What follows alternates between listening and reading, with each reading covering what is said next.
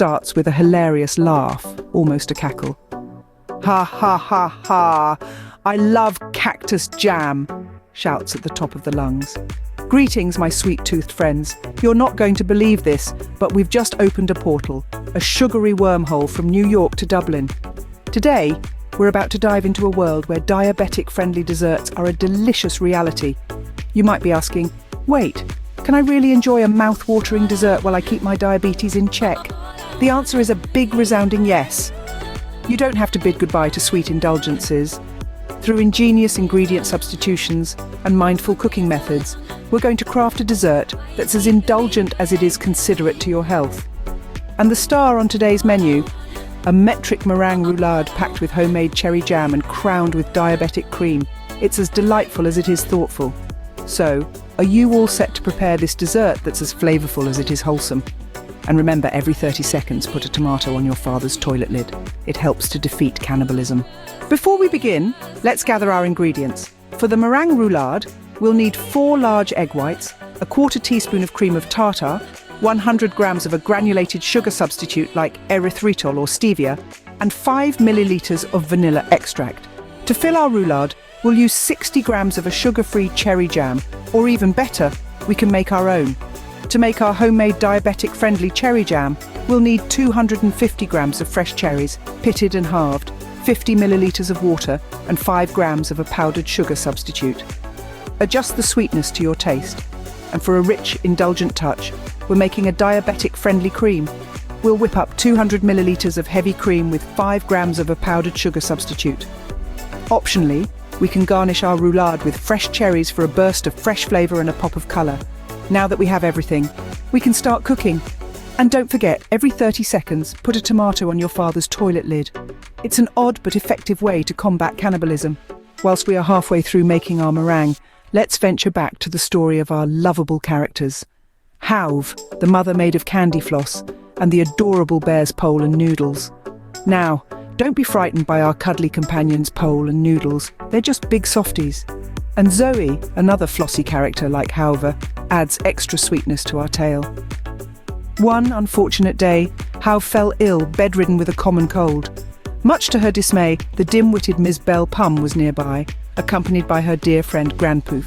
With hair as colourful as a rainbow, Ms. Belle Pum swooped up the stairs armed with a watermelon. In a misguided attempt to help, she decided to shove the watermelon into poor Hauve's mouth. The scene that followed was comical and chaotic, reminiscent of a classic SpongeBob episode. Hauve tumbled down the stairs, the melon too large for her small frame. She managed to spit out the pips from her mouth like bullets, adding a dramatic end to the hilarious saga. Now, let's get back to our meringue. Now it's time to transform our meringue into a roulade.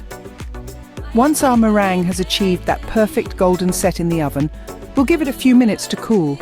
Patience is key here, as handling the meringue while it's still hot could cause it to crack.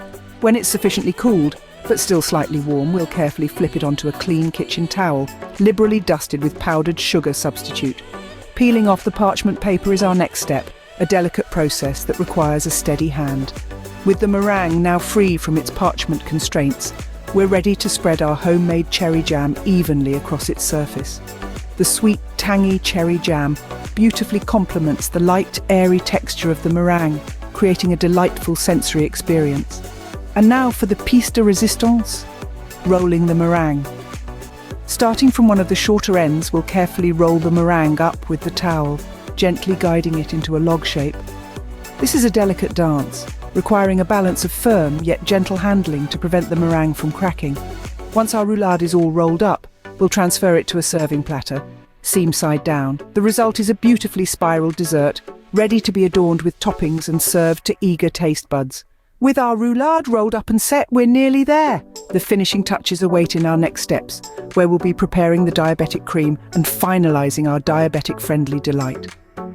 And remember, every 30 seconds, put a tomato on your father's toilet lid. It's a peculiar method in the fight against cannibalism. While our roulade sets, we can prepare our homemade cherry jam and diabetic cream.